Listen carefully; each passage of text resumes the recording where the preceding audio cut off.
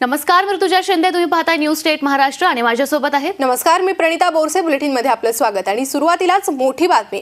Supreme कोर्टात आज समलिंगी विवाहाचा फैसला होणार आहे. सुप्रीम कोर्ट थोड्याच वेळात या संदर्भातला निर्णय सुनावणार आहे. तर कायदेशीर मान्यता देण्याबाबत आज निर्णय होणार आहे.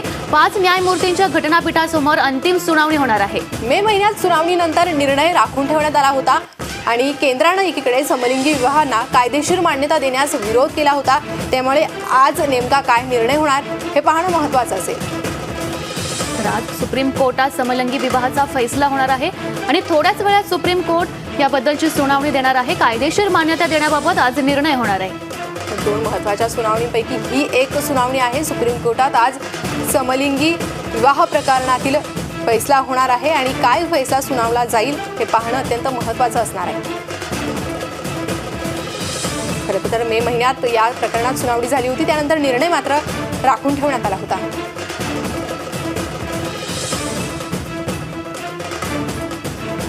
आणि या संदर्भात आपण अधिक माहिती घेणार आहोत, अधिक चर्चा करणार आहोत.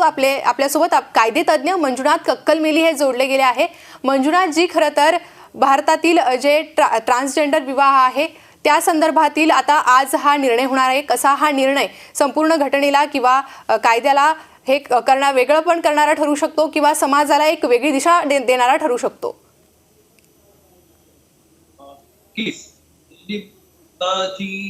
पोझिशन भारतामध्ये आहे.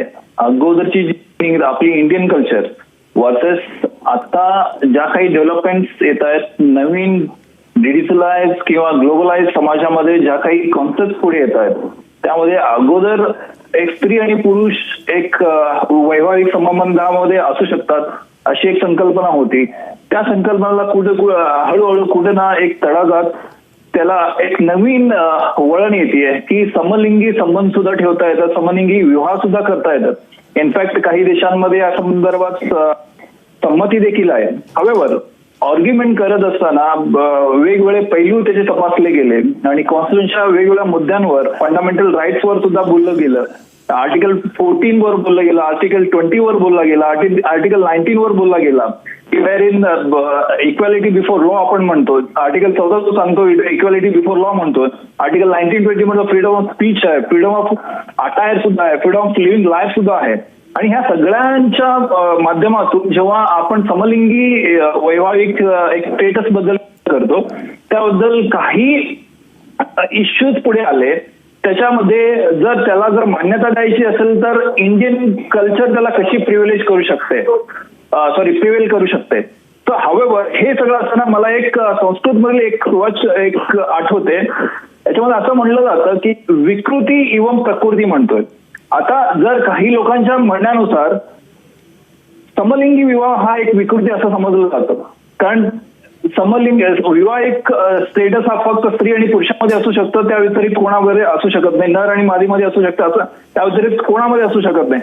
हवेवर संस्कृतमध्ये ज्या ह्या सुभाषितावर आपण बोलतो विकृती एवं प्रकृती म्हणतो, कारण ह्याचा अर्थ असा होतो की जो विकृती आपण ज्याला म्हणतो हा प्रकृतीचाच एक भाग आहे. म्हणजे विकृती हा प्रकृतीशिवाय वेगळा अशी काही नाहीये. याचा सुद्धा उल्लेख वेगळा आर्ग्युमेंट करत असताना सुद्धा आर्ग्युमेंट मध्ये हे सांगितलं गेलं आणि वेगवेगळा कॉन्सेप्ट सुद्धा ह्याच्यावर बोललं गेलं. आणि इव्हन महाभारतामधले अर्जुनाचा रोलच्या संदर्भात सुद्धा बोलला गेला, ज्यावेळी अर्जुन एक ट्रान्सजेंडरच्या रोलमध्ये 1 वर्ष अज्ञातवासामध्ये घालवला गेला. आणि ह्या सगळ्याचा एक पार्श्वभूमी, भारताच्या इतिहासाची पार्श्वभूमी वर्सेस आता ज्या डेव्हलपमेंट्स येतात त्याच्यावरून त्यांच्या राईट्स जे आहेत त्यांना कुठेतरी आपल्याला राईट्स द्यायला हवं, या अनुषंगाने आर्ग्युमेंट्स वेगवेगळ्या पद्धतीने केल्या गेल्या. आणि त्याला सुप्रीम कोर्ट सुद्धा कुठे ना कुठे एक्सेप्टेड आहे की बाबा ह्या आता जो नवीन समाज पुढे येतोय त्या नवीन समाजामध्ये याला एक स्टेटस द्यायला हवं की नाही. आणि हे एक कॉन्स्टिट्यूशन बेंच पुढे लेंथी आर्ग्युमेंट्स आले, लेंथी डिबेट्स आले. ह्या सगळ्यामधून एक ऐतिहासिक निर्णयाची आपण एक अपेक्षा करू शकतो. अगदी मंजुनाथजी, खरं तर या निर्णयाला किंवा या ट्रान्सजेंडर विवाहाला विरोध देखील होताना दिसतोय. हा विरोध नेमका का असावा आणि या विरोधाला फेटाळून कशा प्रकारे हा कायदा येऊ शकतो? कायद्यात काय तरतुदी आहे, आधीचे जे काही घटना आहे त्यानुसार कशा प्रकारे पोषक ह्या कायद्याला हे संपूर्ण वातावरण ठरू शकतं? See, first thing, as on date, transgenderना there is no legal recognition.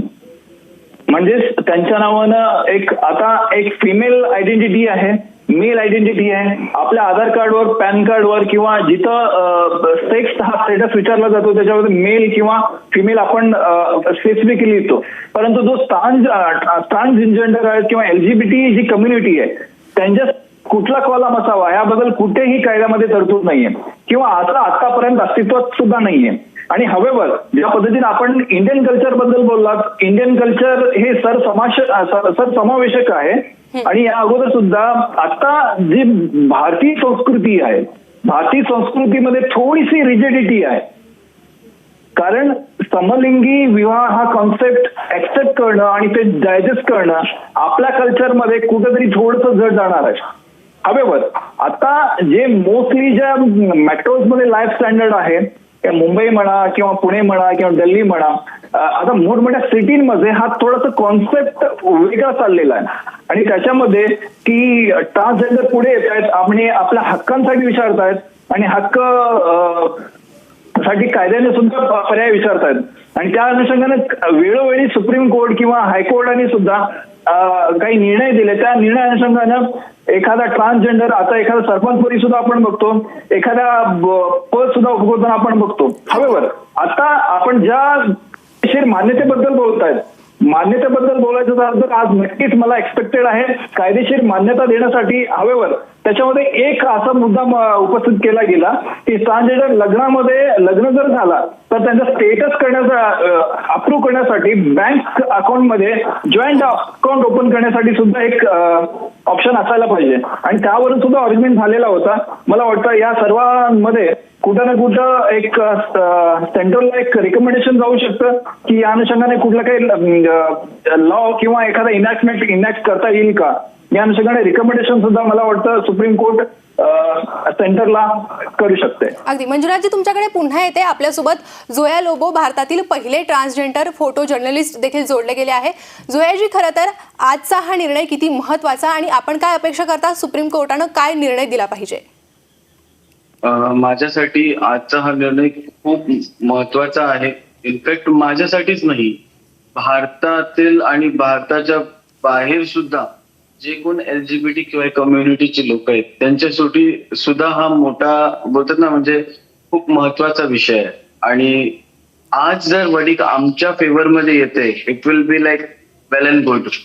आणि मला जिथपर्यंत स्ट्रॉंग पॉझिटिव्ह वाईब्स आहेत की वर्डिक्स आमच्याच फेवरमध्ये येतील. अगदी. जर वर्डिक आमच्या फेवरमध्ये येतात तर आम्हाला हॉरिझॉन्टल रिझर्वेशन भेटतो, इक्वल राईट्स भेटतात. कारण की 377 डिक्रिमिनलाइज झाल्याच्या नंतर पण आज आमच्या कम्युनिटीला काही हॅरेसमेंट फेस करावे लागतात. थर्ड जेंडरचा दर्जा भेटल्यानंतर पण आमच्या कम्युनिटीला आज सुद्धा हॅरेसमेंट फेस करावे लागते. नक्कीच. तुम्ही जसं म्हणलं जोयाजी की समाजात वावरताना अडचणी ह्या येतात, अशात जरी कोर्टाचा निर्णय आला तरी सामाजिक पातळीवर किंवा प्रत्यक्षात हे चित्र बदलण्याची शक्यता वाटते? येस, कारण की बघा ना तुम्ही, ट्रान्सजेंडर ऍक्ट हा केव्हापासून पास झालाय, but it's steel on words. ते नुसतं शब्दांवर आहे अजूनपर्यंत. त्याला कागदावर आणणं, त्याला प्रॉपरली लॉ वाईज इम्प्लिमेंट करणं सुद्धा गरजेचं आहे. जर उद्या मी ऍज अ ट्रान्स रोडवर चालत आहे किंवा मी ऍज अ ट्रान्स फिमेल रोडवर चालते, कोणी माझी इफ टीजिंग केली किंवा माझ्या बरोबर काही स्नॅचिंग झालं तर मग मी जर चौकीत जाऊन कंप्लेंट करते, are cops going to take that proper legal action for me? अगदी. जोयाजी, जसं की आपण म्हणालात की तुम्हाला काही हा निर्णय आल्यानंतर काही गोष्टी तुमच्या बाजूने होऊ शकतात, मात्र यासाठी वेगळेही नियम केले जाऊ शकतात. अशात जोडीदाराची गरज काय किंवा विवाहाची गरज काय, तुमच्या दृष्टिकोनातून हा मुद्दा कसा आहे? बघा, जोडीदार एक स्त्री पुरुषच्या जीवनात सुद्धा एक जोडीदार म्हणून एक एक फ्लो असतो, तसंच आमच्या जीवनात सुद्धा आहे. कारण की बघा, ज्या टायमाला आम्हाला कळतं की आम्ही कोण आहेत, काय आहेत, एक त्या टायमाला एक आई असते जी एक जोडीदार म्हणून आमचा साथ देते, हं. किंवा एक फॅमिलीतनं बहीण भाऊ म्हणून सुद्धा एक जोडीदार म्हणून आमच्या साथ देतो, right, as a family person. So if today I am having a relationship with a third person आणि तो जर मला सपोर्ट करतोय, त्याच्यामध्ये मला ते फिलिंग्स, ते आपलंपण आणि ते सपोर्ट भेटते, ते एक कॅरिंग एक्सेप्टन्स भेटते, तो मला पुढे जाऊन सपोर्ट देण्यासाठी खंबीर माझ्यासाठी उभा राहतोय. सोसायटीचा न विचार करता, like see if female can live a equal life in society without thinking what society will say, then why cannot we can live are equal life. बरोबर, आम्ही का नाही आमचे इक्वॅलिटी मध्ये राहू शकतो सोसायटीत. जोयाजी, आपल्यासोबत मंजुनाथ कक्कलमेली देखील जोडले गेले आहे, कायदेतज्ञ. आपण त्यांच्याकडून पुन्हा एकदा जाणून घ्यात. मंजुनाथजी, खरं तर याआधी 32 देशांनी खरं तर या विवाहांना मान्यता दिली आहे. भारत 33वा देश ठरणार आहे. त्यामुळे या अन्य देशांकडून काय दाखला भारत घेऊ शकतो, किंवा आपल्याला या सर्व जे देशांचा निर्णय आहे त्याचा कसा प्रकारे फायदा होऊ शकतो? आपण या सगळ्या गोष्टीचा विचार करत असताना प्रत्येक देशामधले दाखले जे आहेत त्या वेगवेगळ्या असतात आणि प्रत्येक देशाची संस्कृती, तिथल्या चालीरीती, तिथल्या जो लाईफस्टाईल आहे त्या सगळ्या वेगळ्या आहेत आणि त्या अनुषंगाने भारतातील लाईफस्टाईल सुद्धा वेगळ्या आहे. आताच माहितीनुसार आपल्या स्क्रीनवर जेव्हा 32 देशांनी कायदेशीर मान्यता दिलेली आहे, त्या अनुषंगानं भारत का नाही, किंवा भारत सुद्धा एक प्रोग्रेसिव्ह डेव्हलपमेंट कंट्री आहे आणि त्या अनुषंगानं भारताची जी आपण पार्श्वभूमी बघतो आणि जेव्हा एन्सेंट इंडिया बघतो, त्याच्यामध्ये मला आवर्जून एक उल्लेख इथं करावा लागेल की महादेवाचा एक अजून एक रूप आहे ज्याला अर्धनारी नटेश्वर आपण म्हणतो. कारण त्याच्या अर्धनारी नटेश्वर मध्ये दोन्ही रूप आपण बघायला मिळतात, एक अर्धा स्त्री अर्धी पुरुष, अशा दोन्ही रूप आपल्याला बघायला मिळतात आणि त्याचाच एक प्रतिकृती किंवा त्याचाच एक अर्थ म्हणजे ट्रान्सजेंडर, त्यांनाच आपण अर्धनारी नटेश्वर असं या पद्धतीने विचार केला करतो. देन अशी गोष्ट असताना कोडाला सुद्धा ह्या सगळ्या गोष्टींचा विचार करावा लागेल. कारण भारताची पार्श्वभूमी काय आहे, भारताचा जो हेरिटेज आहे आणि एक प्रिव्हिलेज्ड एन्शियंट हिस्ट्री जी भारताची आहे, त्या अनुषंगानं भारतामध्ये चालत आलेला रूढी परंपरा आणि त्या अनुषंगाने हा आतापर्यंत, आताच माझ्या भगिनी ज्या बोलत होत्या की त्यांच्याबद्दल ज्या होणारे अन्याय आहे, आता ह्या अगोदर सुद्धा एक 377 जो कलम होता, एक अननॅचरल ऑफेन्सेस बद्दल आपण बोलत होतो, त्याच्यामध्ये जर अननॅचरल ऑफेन्स कोणी करत असेल तर तो पेनलाइज होत होता, even though there is a consent.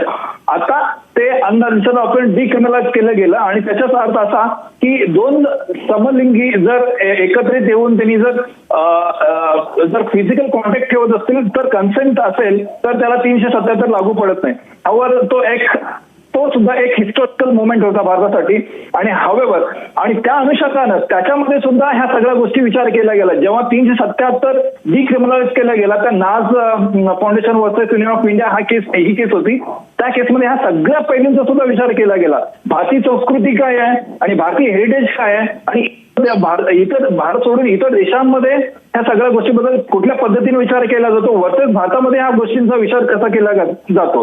आणि त्या अनुषंगाने भारतीय संविधान काय सांगते, भारतीय संविधान जेंडर इक्वॅलिटी सांगते. आपण भारतीय संविधान कुठलाही एखादा आर्टिकल काढून बघा, त्या आर्टिकलमध्ये कुठलाही पुरुष स्त्री असा कुठलाही उल्लेख नाहीये, त्याच्यामध्ये जेंडर इक्वॅलिटी आहे.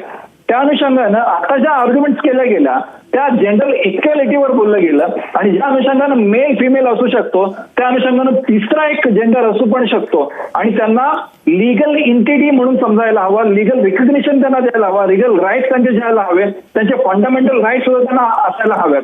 या अनुषंगाने सुद्धा आर्ग्युमेंट लेड केलेली आहेत. मला वाटतं आज एक biggest and historical movement India would be witnessing, not only India, entire world किंवा भारतामध्ये. व्हाय? बिकॉज ह्याला एक पॅरामाउंट इम्पॉर्टन्स आहे. आजचा जो निकाल येणार आहे त्या निकालाला भारतामधील संस्कृती आणि त्यासोबत ह्या सगळ्या गोष्टीचा अंतर्भूत करणारा हा जो निर्णय असेल त्याला कुठं ना कुठं एक कायद्याची जोड, संस्कृतीची जोड आणि सोबतच कॉन्स्टिट्यूशनचा जोड असणारा एक निर्णय आपल्या सुप्रीम कोर्ट जजेस आज देतील असं मी अपेक्षा करतोय. अगदी मंजुनाथजी, खरं जर आपण पाहिलं तर केंद्र सरकारने या कायद्याला खूप विरोध केला होता, या विवाहाला खूप विरोध केला होता आणि त्यानंतर अशा प्रकारे विवाहाला मान्यता देण्याऐवजी काही वैधानिक अधिकार देण्यासाठी समिती नेमू असं देखील यावेळी केंद्र सरकारनं म्हटलं होतं. याबद्दल तुम्हाला काय वाटतं? नक्कीच. ते आता ज्या अगोदर म्हणल्याप्रमाणे आता हे पण आपण विचार करायला पाहिजे, सत्तेमध्ये कुठला पक्ष आहे आणि त्या पक्षाची जी उद्देश आहेत आणि किंवा त्या पक्ष कुठल्या विचारसरणीचा आहे किंवा सध्या असलेलं केंद्र सरकार कुठल्या विचारसरणीचं आहे, या सगळ्या गोष्टींचा सुद्धा विचार करायला हवा. प्रत्येक सरकार जेव्हा केंद्र सरकार कुठल्या पक्षाचा असतो त्या पक्षाची विचारसरणी वेगवेगळी असते आणि विचारधारा वेगवेगळी असते आणि त्या पद्धतीने ऑर्ग्युमेंट क्लिअर केले जातात आणि इव्हन त्याला कुठं ना कुठं भारतीय संस्कृतीची जोड सुद्धा त्याला दिली जाते, ना की फक्त पक्ष. आणि त्यासोबतच भारतीय संस्कृती काय सांगते किंवा भारतातला इतिहास काय सांगतो त्या अनुषंगाने त्याला लीड केला एव्हिडन्स किंवा ऑर्ग्युमेंट सबमिशन लीड केले जातात. त्या अनुषंगाने भारत सरकार जेव्हा ऑर्ग्युमेंट चाललं गेला आणि त्याच्यामध्ये एक मुद्दा होता की समलिंगी असताना त्यांच्यामध्ये एक मॅरेज इन्स्टिट्यूशन कसं होऊ शकतो, कारण एक मॅरेज इन्स्टिट्यूशन कम्प्लीट होण्यासाठी स्त्री आणि पुरुष असणं शुड अँड मस्ट आहे. आणि असं असताना त्याचं प्रजनन जो क्षमता आहे एका स्त्रीमध्ये असू शकते जी पुरुषांमध्ये नसते. आणि असं असताना marriage institution how can we realise without a female with a male faculty only, असा एक ऑर्ग्युमेंट लीड केला गेला. आणि त्यावेळी सुद्धा समोरचे ऑर्ग्युमेंट असे आले त्याच्यामध्ये प्रजनन किंवा वैधानिक या गोष्टींचा विचार न करता त्याच्यामध्ये दोन मनांचे विचार करायला हवे, त्याच्यामधला इक्वॅलिटीचा विचार करायला हवा. कारण थर्ड जेंडर जो आहे तो सुद्धा एक्झिस्टन्स मध्ये आहे. इथं फक्त वैधानिक किंवा समलिंगी विवाहाचा नाहीये किंवा त्यांच्या अधिकाराचा सुद्धा आहे. जर आपण त्यांच्या संबंधाला तुम्ही मान्यता देत नसाल किंवा त्यांच्या जेंडरला सुद्धा कुठे ना कुठे मान्यता द्यावी लागेल, कारण ही जेंडर एक्झिस्टन्स मध्ये आहे, ही जेंडर काल्पनिक नाहीये, ही जेंडर सर्वश्रुत आहे आणि भारतामध्येच नाहीये तर किंवा जगामध्ये सुद्धा ही जेंडर आहे. त्या अनुषंगाने सेम सेक्स मॅरेज ही इन्स्टिट्यूशन आपल्याला ऍक्सेप्ट करायलाच हवी अशी या पद्धतीनं ऑर्ग्युमेंट जरी लेट केलं गेलं. हवेवर आता त्यासाठीच ही कॉन्स्टिट्यूट बेंच कॉन्स्टिट्यूट केली गेली होती आणि मला वाटतं या अनुषंगानं एक कमिटी सुद्धा म्हणण्यासारखं का, कारण हा एक सायंटिफिक स्टडी सुद्धा करण्यासाठी सुप्रीम कोर्ट उत्सुक असू शकतं आणि त्यासोबतच काही ना काही डायरेक्शन, नॉट ओनली एक कमिटी, त्यासोबत काही ना काही डायरेक्शन सुप्रीम कोर्ट इश्यू करू शकते. वेअर असं सांगू शकेल की समलिंगी विवाह खेळू झालेले आहेत किंवा समलिंगी संबंधामध्ये रिलेशनशिप मध्ये जर असतील त्यांना एक स्टेटस ऍक्सेप्ट करायला हवा, लाईक दॅट होम किंवा एक रेंटवर घर रेंट घेण्यासाठी त्यांची मंजुरी द्यायला पाहिजे किंवा त्यांना रिकग्निशन द्यायला पाहिजे. त्या अनुषंगाने बँक अकाउंट ओपन करण्यासाठी सुद्धा त्यांना रिकग्निशन द्यायला पाहिजे. सोबतच ह्या सगळ्या गोष्टी असताना सुद्धा याची सायंटिफिक स्टडी काय सांगते याबद्दल एखादा रिपोर्ट सुद्धा सुप्रीम कोर्ट एखादा समिती नेमून त्यांच्याकडून ही रिपोर्ट मागू पण शकते. आपल्याकडे आपण झोया लोबो यांच्यासाठी माझ्याकडे प्रश्न आहे.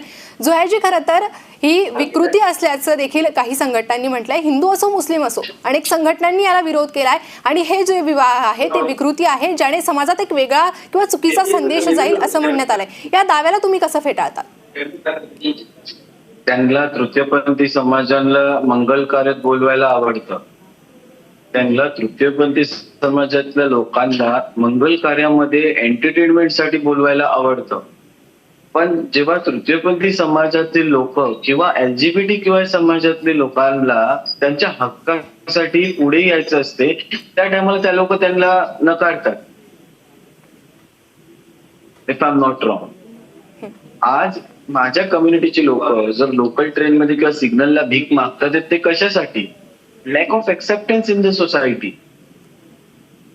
आजही थर्ड जेंडरचा दर्जा भेटल्यावरती, आजही एक नाव आणि रेकग्नायझेशन भेटल्याच्या नंतरही मी स्वतः बरेच वेळा लोकल ट्रेन्स मध्ये मी इश्यू बघितले तसे की काही लोकांनी आमच्याकडे बघून ते तोंड फिरवतात किंवा ते लाईक असं वियर्ड बिहेव करतात की आम्ही काही एलियन आहोत. अरे we are also a human being, right?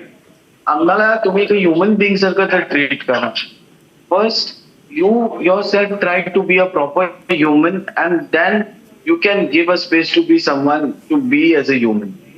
But if someone who is being a human wants अगदी to जोयाजी, live पुन्हा like a तुमच्याकडे human, येते, you want पुन्हा तुमच्याकडे येते. सध्या एक मोठी बातमी येते, 5 न्यायमूर्तींचा घटनापीठ या संदर्भात आज निकाल देणार आहे. त्या संदर्भातील ही अपडेट आहे. न्यायमूर्तींना विलंब होणार आहे. समलिंगी विवाहासंबंधी सुप्रीम कोर्टात थोड्याच वेळात फैसला येणार आहे. मात्र थोडा विलंब यासाठी होणार आहे. न्यायमूर्तींना विलंब होणार आहे. 10:30 वाजता येणार होते, मात्र थोडा विलंब या सुनावणीला किंवा निर्णयाला होण्याची शक्यता आता वर्तवण्यात येते, कारण न्यायमूर्ती काही वेळ विलंबाने येणार आहे. पुन्हा एकदा मी आपले झोया लोबो यांच्याकडे जात आहे. झोयाजी, खरं जर तुम्ही म्हटला की कशा प्रकारे समाजात तुम्हाला एक ट्रीटमेंट मिळते किंवा अशी वागणूक मिळते, आता जर हा निर्णय आला तर दृश्य कसं असेल, काय बदल घडू शकतात? बघा, या निर्णयातनं पॉझिटिव्ह इफेक्ट्स तर हे भेटतील आम्हाला की आम्हाला इक्वॅलिटी भेटेल. एका साईडने कुठेतरी हॉरिझॉन्टल रिझर्वेशनची अपेक्षा असेल, इक्वॅलिटी भेटेल, खूप सारे ऑपॉर्च्युनिटीज भेटतील, खूप सारे नवीन मार्ग उघडतील. Not only for marriage, but बरेचसे असे काही म्हणजे इश्यूज आहेत आमच्या कम्युनिटीचे किंवा LGBTQI कम्युनिटीचे, ते ओपन होतील. बरेचसे फॅमिलीज मध्ये काही असे व्यक्ती आहेत LGBTQI कम्युनिटीतले जे ओपन अप होऊन बाहेर येत नाहीत, कारण की फॅमिली प्रेशरायझेशनमुळे. बट आज त्यांच्याकडे एक पॉइंट असेल की if you are stopping me, I have a government support with me who is saying that so and so thing is legalised, it's not criminalised. अगदी. मी पुन्हा एकदा मंजुनाथजी यांच्याकडे जाते. मंजुनाथजी, खरं तर सुप्रीम कोर्टाने हा संसदेचा अधिकार आहे, यात पडू नये असं केंद्र सरकारनं म्हटलं होतं. याबद्दल तुम्हाला काय वाटतं? खरंच हा संसदेच्या अंडरमध्ये येणारा जर विषय असेल तर सुप्रीम कोर्ट यात कशा प्रकारे निर्णय घेऊ शकतं? नक्कीच. See, Supreme Court has got vast judicial powers under Article 32, wherein number of petitions were filed. म्हणजे सुप्रीम कोर्टाला भरपूर आणि वास्ट पॉवर आहेत, अधिकार आहे, ज्याच्यामध्ये सुप्रीम कोर्ट एखादा डायरेक्शन सुद्धा सेंट्रल गव्हर्नमेंट अदरवाईज स्टेट गव्हर्नमेंटला सुद्धा ते देऊ शकतं. However now argument of union of India was, त्यांचं म्हणणं असं होतं की आर्टिकल 246 अगदी. मंजुनाथजी, या प्रश्नाचं उत्तर मी तुमच्याकडून घेणार आहे, पण सध्या मी नागपुरात जाते. नागपुरात LGBTQ काही गटाचे आपल्यासोबत लोक जोडले गेलेले आहेत, ज्यांच्याकडनं प्रवीण मुधोळकर आपले असोसिएट एडिटर प्रतिक्रिया घेतात. आपण थेट त्यांच्याकडे जाऊयात.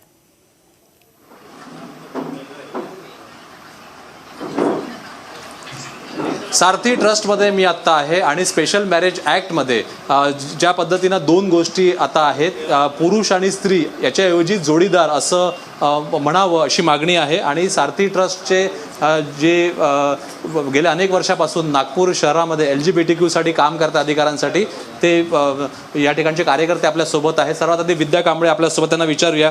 विद्याजी, काय वाटतं, तुम्ही पण खूप वर्षापासून कोर्ट कचेऱ्या आणि हे सगळं सुरू आहे नागपूरपासून ते सुप्रीम कोर्टापर्यंत, आणि तुमचे सहकारी असतील ते सुद्धा काम करतायत सारथी ट्रस्टच्या माध्यमातून. काय अपेक्षा आहे तुम्हाला आणि आतापर्यंत काय झालं आहे?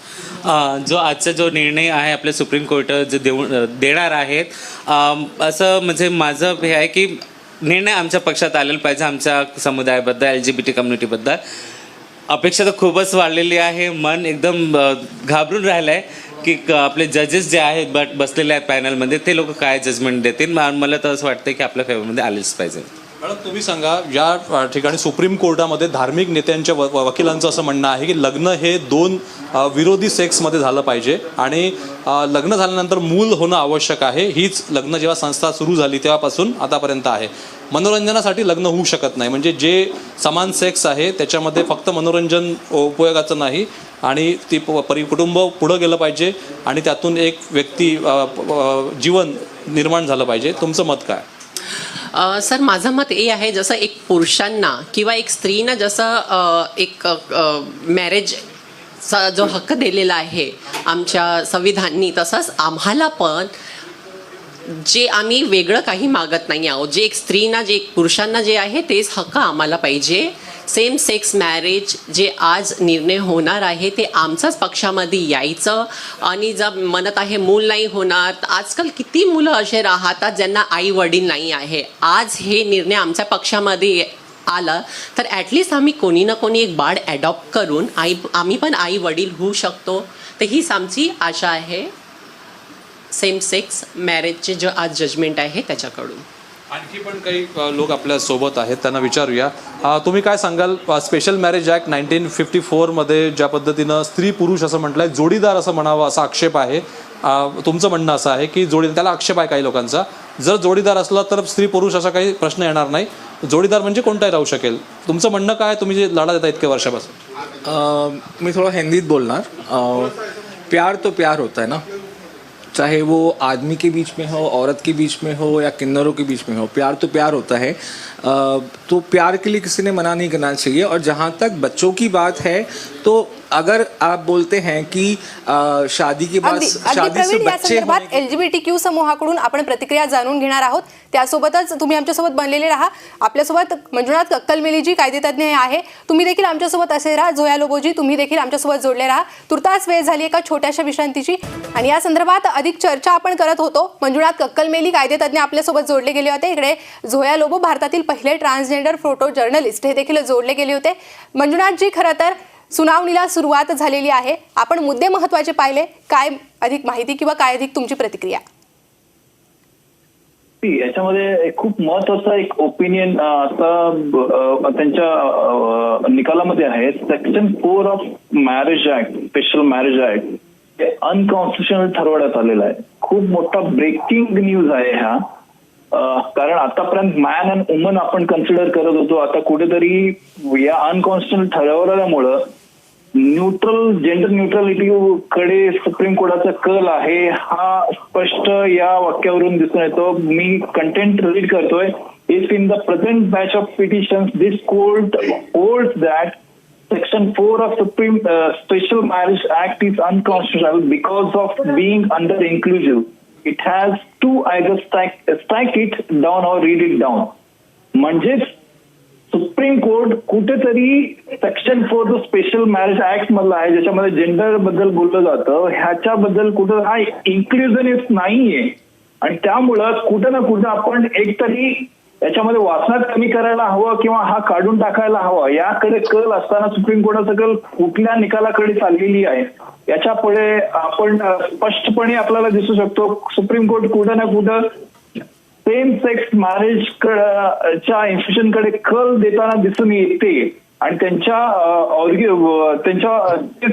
आता जे अपडेट्स येतात त्याच्यावरून कुठं ना कुठं वाटतं की स्पेशल मॅरेज ऍक्ट वर काही ना काही भाष्य होईल, काही ना काही हा जो सेक्शन आहे अनकॉन्स्टिट्युशनल ठरवण्यात येईल किंवा स्टक डाऊन करण्यात येईल, काढून टाकण्यात येईल. वाय? बिकॉज कॉन्स्टिट्यूशन काय सांगतं त्याच्यामध्ये जेंडर न्यूट्रलिटी आहे, परंतु स्पेशल मॅरेज ऍक्ट मध्ये जेंडर इन्क्लुझिव्ह आहे, ज्याच्यामध्ये मॅन अँड वुमन कन्सिडर केलं जातं. कॉन्स्टिट्यूशन मध्ये मॅन अँड वुमन कुठेही कन्सिडर केलं जात नाही. हवेवर स्पेशल मॅरेज ऍक्ट हा जरी एक बायोलॉजिकल मॅन अँड वुमेन मध्ये जरी असला तरी नाव the supreme court is of view that whether the transgender would be considered as a third gender. आणि त्या जोगे जर असं जर कन्सिडर केलं तर सेक्शन 4 वरच हा मुद्दा येऊन ठेपणार आहे आणि मुद्दा अनकॉन्स्टिट्युशनल ठरू शकतो. हा खूप मोठी अपडेट मला अगदी मंजुनाथजी, मी तुमच्याकडे पुन्हा एकदा येते. आपले असोसिएट एडिटर प्रवीण मुधोळकर देखील नागपुरातून आपल्यासोबत जोडले गेले आहे. LGBTQ जे गट आहे त्यांच्यासोबत ते अधिक चर्चा करताय. Pravin, is necessary for the free and unrestricted exercise of the freedom to form intimate associations. Needless to say, there may be reasonable restrictions on this right. महत्त्वाचं निरीक्षण नोंदवलं आहे की विवाह ही संस्था आहे. विवाह संस्थेमध्ये वेळोवेळी बदल झाले आहे. सतीप्रथा होती आणि विवाह संस्थेमध्ये सतीप्रथा होती. सतीप्रथा ही अत्यंत वाईट प्रथा होती, कुप्रथा होती. आणि सोशल रिफॉर्मर्स जे होते त्यांनी सोशल रिफॉर्मर्सचे राजा राममोहन रॉय असतील किंवा इतर त्या काळातले होते, त्यांनी सती प्रथा ही बंद पाडण्यासाठी विवाह संस्थेमध्ये बदल करण्यासाठी प्रयत्न केले. त्यामुळे सती प्रथा ही कालबाह्य झाली आणि भारत देशामधले जे लोक त्रस्त होते या सती प्रथामुळे त्यांना न्याय मिळाला. दुसरीकडे यानंतरही वेळोवेळी विवाह संस्थेमध्ये बदल झाले आणि विवाह संस्थेनं काळानुरूप जे बदल आहे ते स्वीकारले. त्यामुळे chief justice of India Dhananjay Chandrachud यांनी या संपूर्ण प्रकरणामध्ये आपली निरीक्षणं जे आहे ते नोंदवलेले आहे. केंद्र सरकारने या संपूर्ण प्रकरणामध्ये सुप्रीम कोर्टाने या प्रकरणामध्ये हस्तक्षेप करू नये असं सांगितलं आणि हे संपूर्ण प्रकरण हे कक्षेत येत नाही असं सांगितलं. मी आता LGBTQ च्या सारथी ऑफिसमध्ये आहे आणि या ठिकाणी LGBTQ सदस्य आहेत जे अनेक वर्षापासून त्यांच्या अधिकारासाठी लढतायत. त्यांना विचारूया. आणि स्पेशल मॅरेज ॲक्ट अंतर्गत विद्यार्थी काय सांगाल की स्पेशल मॅरेज ॲक्टमध्ये बदल व्हावा आणि LGBTQ त्यामध्ये समाविष्ट व्हावा या संदर्भामध्ये आता सुनावणी जी आहे ते सुरू आहे. 4 न्यायमूर्तींनी आपलं मत दिलेलं आहे. एका न्यायमूर्तीने आपलं मत द्यायचं आहे. तुमचं म्हणणं जे आहे की याच्यामध्ये स्त्री पुरुष असं न ठेवता जोडीदार असा शब्द ठेवावा. हो, बरोबर बोलले की आपण स्त्री पुरुष न ठेवता एक जोडीदार म्हणणं. कारण बघा की अगर सेमसेक्स मध्ये आपण LGBT कम्युनिटीमध्ये आपण लग्न करण्याचा एक मोठा विषय नाही. ॲक्च्युली कसं असते की एक पार्टनर जो आपण राहतो तर पार्टनर अगर मिळाला तर त्याच्यामध्ये कसं आहे की आज मला कोणी पार्टनर नाही, मला सुखादुखात जो सपोर्ट करेल, जो अजून माझं म्हातारपणी मला सपोर्ट करेल, तर असा व्यक्तीसोबत माझ्यासोबत राहतो. आपण लिव्ह इन रिलेशनशिप म्हणतो. पण अगर आज त्याला कोर्ट अगर त्यांना मान्यता देते मॅरेजसाठी तर आम्हाला पण चांगलंच होईल आमच्यासाठी की आमचं म्हातारपणे चांगलं होईल. आणि हा म्हातारपणा असं नसतं की आज बहुत सारे असे कपल्स आहे की त्यांना बाळ होत नाही. अगर बाळ झालं तर त्यांना फेकून देतात, हे करून द्या. तर आम्ही त्याला ॲडॉप्ट घेऊ, तर आम्ही आपला वंश चालवू शकतो. तर असं मला वाटतं की हा निर्णय आमच्या पक्षात आलाच पाहिजे.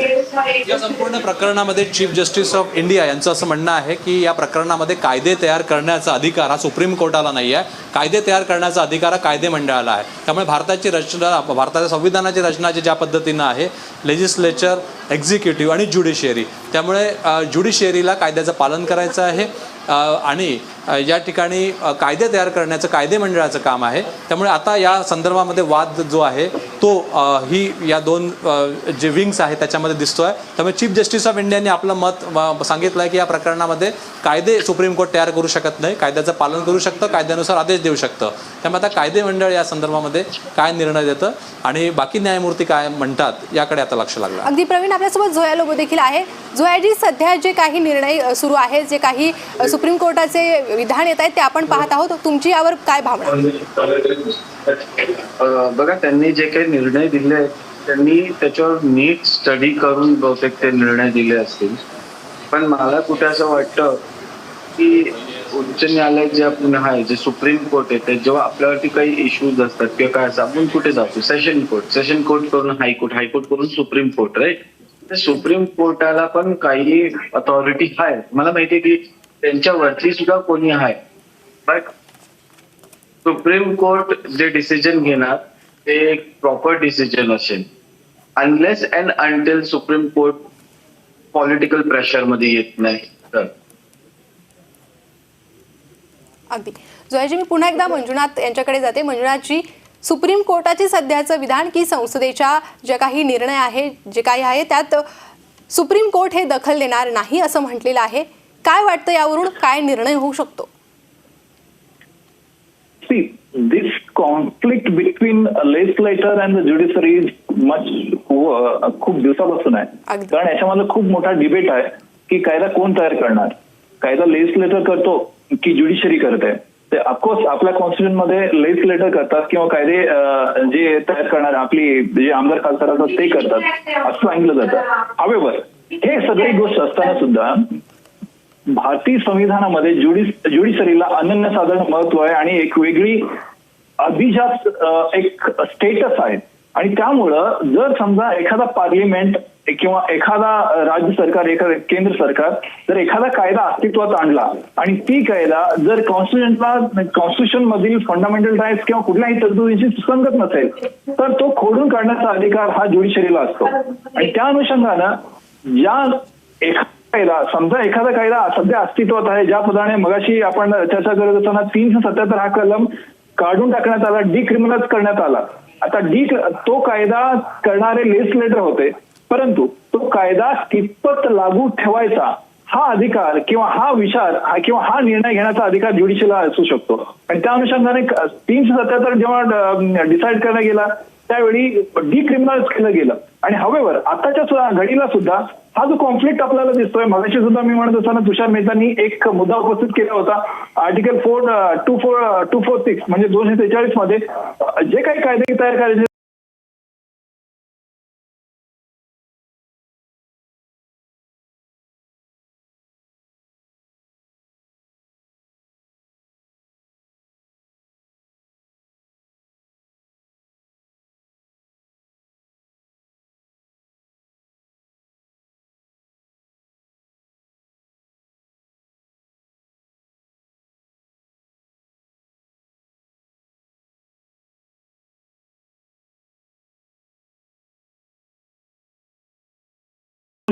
मध्ये जे काही कायदे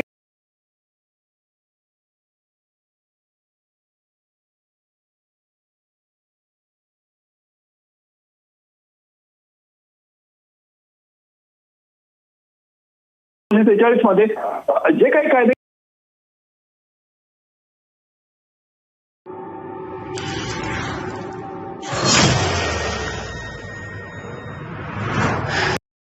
मध्ये जे काही कायदे तयार करायचे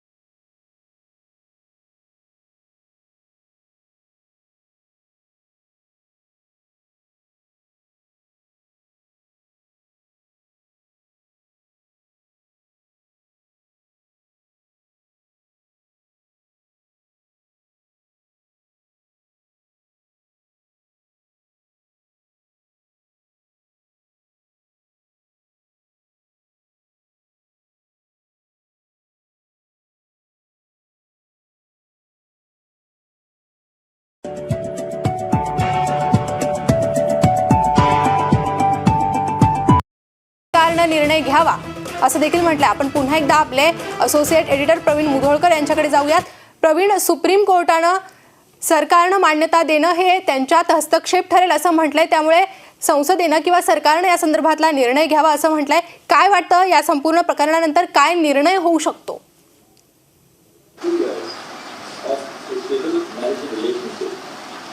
या संदर्भामध्ये आतापर्यंत जो आदेश दिलेला आहे तो फक्त chief justice of India Dhananjay Chandrachud यांनी दिलेला आहे. आणखी 3 न्यायमूर्ती या संदर्भामध्ये आपल्या आदेशात काय म्हणतात आणि या चारहीपैकी ज्यांचं मताधिक्य जास्त असेल तो निर्णय लागू होईल. पण सध्या जी काही माहिती आणि जी काही माहिती सुप्रीम कोर्टाच्या लाईव्ह स्ट्रीमिंगवरून पुढे येत आहे त्यावरून असं दिसतंय की धनंजय चंद्रचूड यांनी असं म्हटलं आहे की घटनेच्या कलम 21 नुसार प्रत्येकाला आपला जीवनसाथी निवडण्याचा अधिकार आहे. मग हा जीवनसाथी निवडण्याचा एखाद्या महिलेला महिला जीवनसाथी आणि एखाद्या पुरुषाला पुरुष जीवनसाथी निवडण्याचा अधिकार आहे किंवा नाही या प्रश्नाचं उत्तर या ठिकाणी विचारण्याचा प्रयत्न केला. दुसरीकडे या सोबतच ज्या पद्धतीनं केंद्र सरकारनं विरोध केला आणि केंद्र सरकारनं सांगितलं की सुप्रीम कोर्टाला संपूर्ण प्रकरणामध्ये कायदा तयार करण्याचा अधिकारच नाही आहे. भारताच्या संविधानाची जी रचना आहे ज्युडिशियरी, एक्झिक्युटिव्ह, लेजिस्लेचर, त्यामुळे लेजिस्लेचर हे कायदा तयार करतं, ज्युडिशियरी कायद्याचं पालन करतं. त्यामुळे सुप्रीम कोर्ट हे ज्युडिशियरी आहे आणि ज्युडिशियरी कायद्याचं फक्त पालन करू शकतं. त्यामुळे आर्टिकल 377 हे रद्द करायचं की त्या संदर्भामध्ये काही आणखी ॲड करायचं याचा अधिकारच सुप्रीम कोर्टाला नाही आहे. त्यामुळे केंद्र सरकारनं यात असं पुढं जाऊन असं म्हटलं चीफ जस्टिस ऑफ इंडियाने ते सांगितलं की केंद्र सरकारने या संपूर्ण प्रकरणामध्ये अशी भूमिका घेतली की सरसकट समलैंगिक विवाहाला मान्यता न देता केंद्र सरकार योजना तयार करेल, केंद्र सरकार एक आयोग तयार करेल आणि समलैंगिक जे लोक आहेत त्या लोकांच्या अधिकाराचं रक्षण केलं जाईल. त्यामुळे प्राथमिक म्हणजे चीफ जस्टिस ऑफ इंडियानं जे वाचून दाखवलं, केंद्र सरकारची भूमिका जी वाचून दाखवली त्याच्यात स्पष्टपणे दिसतं की केंद्र सरकारचा पूर्णपणे विरोध आहे आणि केंद्र सरकार कायदेशीर मान्यता या विवाहाला देण्याच्या बिलकुल तयारीत नाही आहे. केंद्र सरकारनं तसं सुप्रीम कोर्टात सांगितलं आहे आणि धनंजय चंद्रचूड यांनी वाचून दाखवत असताना केंद्र सरकारनं तयारी दाखवलेली आहे की आता या प्रकरणामध्ये एक आयोग तयार केला जाईल आणि सगळ्या योजना ज्या आहेत त्या तयार केल्या जाईल.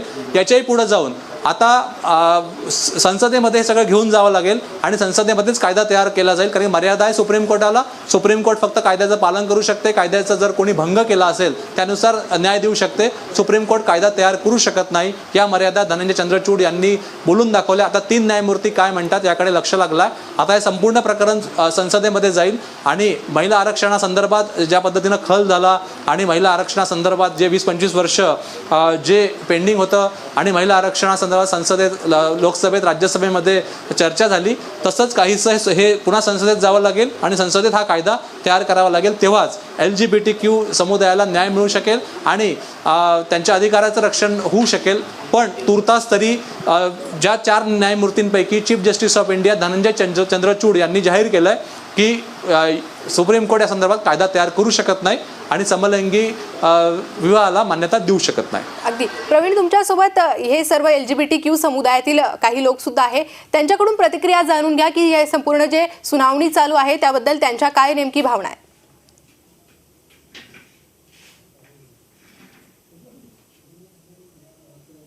विद्या कांबळे सामाजिक कार्यकर्त्या LGBTQ सारथी ट्रस्टच्या माझ्यासोबत आहे.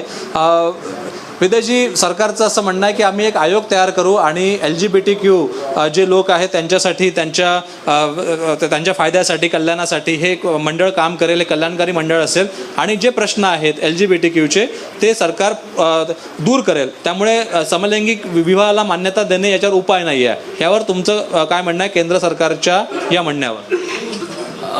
केंद्र सरकार हे विचार करत आहे की LGBT कम्युनिटीच्या बद्दल जे योजना तुम्ही करा ते योजना ठीक आहे, पण आम्हाला जे अजून आमचे अधिकार आहे तुम्ही का नाही देत आहात?